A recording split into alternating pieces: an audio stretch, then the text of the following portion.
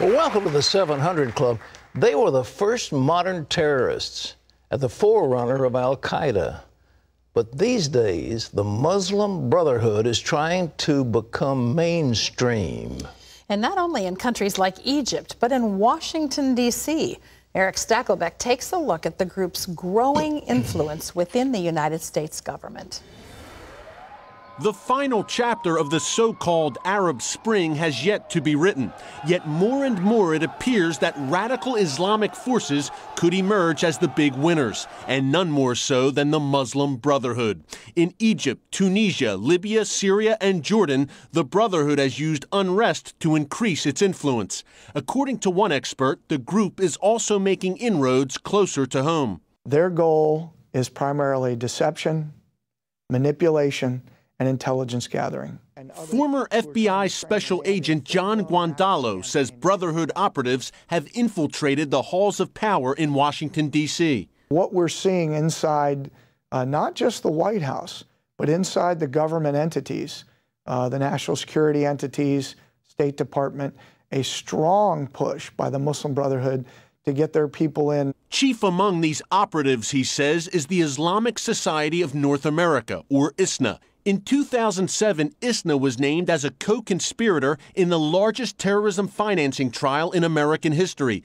Likewise, the FBI has uncovered internal Muslim Brotherhood documents naming ISNA as, quote, one of our organizations and the organizations of our friends. Nevertheless, when President Obama wanted a Muslim to pray at his inauguration, his administration turned to ISNA's then-president Ingrid Mattson.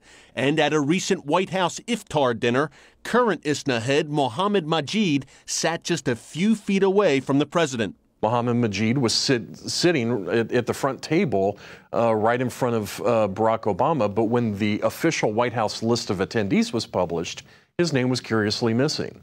Another American Muslim group that's been linked to both the Muslim Brotherhood and Hamas is the Council on American Islamic Relations, or CAIR.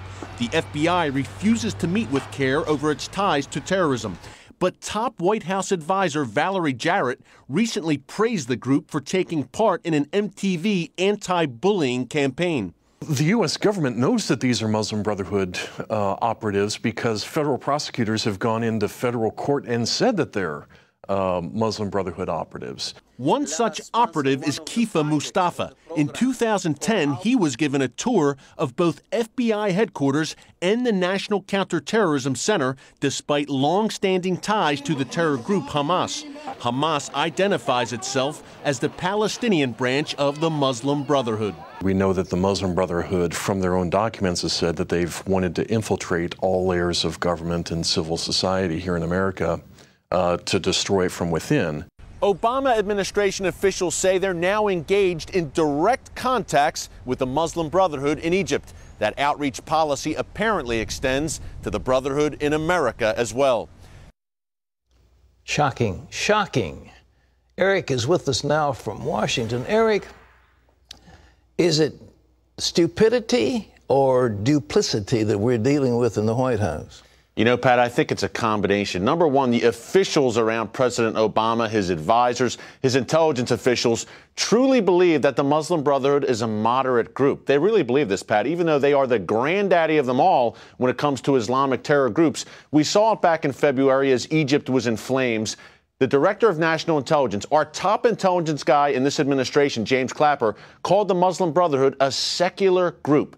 Now, Pat, they believe that the Muslim Brotherhood is secular, is moderate, is opposed to violence because the Muslim Brotherhood says so in its statements. So because the Brotherhood says it, we should believe them. They got to be honest guys, right? This is the philosophy in this administration, and they believe that the Muslim Brotherhood can be used as a counterweight to al-Qaeda, even though former al-Qaeda leaders like Osama bin Laden, Khalid Sheikh Mohammed were members of the Muslim Brotherhood as young men.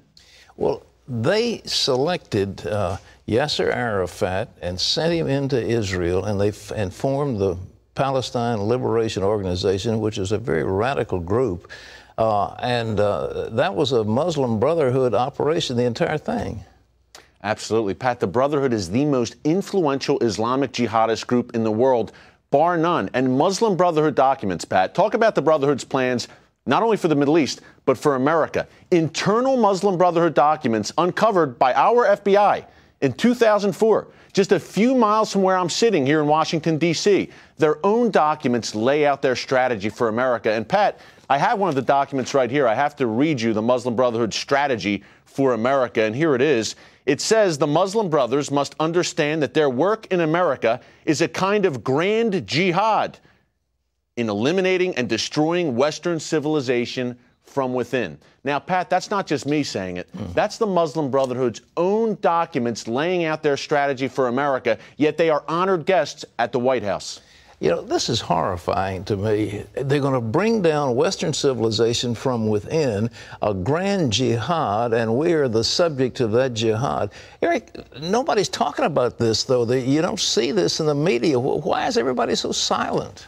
Complete ignorance, Pat. What's the first rule of war? Know your enemy. I can count probably on one hand, Pat, the amount of mainstream media reporters, but the amount of our elected officials, unfortunately, who've actually studied the Muslim Brotherhood, studied their documents. This is readily available online. But here at CBN News, we've done special shows on this, Stacklebeck on Terror show. We've done special panels all about the Brotherhood, especially since the so-called Arab Spring. But it seems the narrative in the mainstream media and in the White House is that the Arab Spring is a great thing and that the Muslim Brotherhood is no longer violent. They've moderated, Pat, because they say so. So we have to take the jihadists at their word.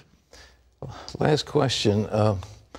What influence are they now having in Egypt? I thought they probably would take over. Are they doing that or not?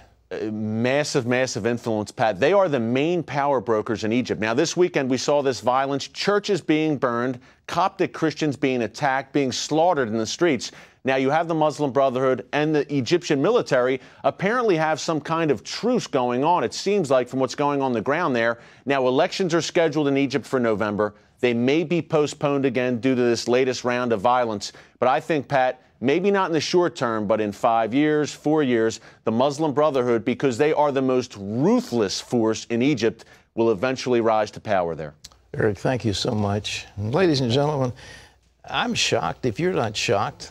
President of the United States is bringing into his closest counsel here in a luncheon sitting next to him or at the same table with him, violent radical revolutionaries who say that their goal is to undermine our civilization. And there they are with the president. Pat, GOP presidential candidate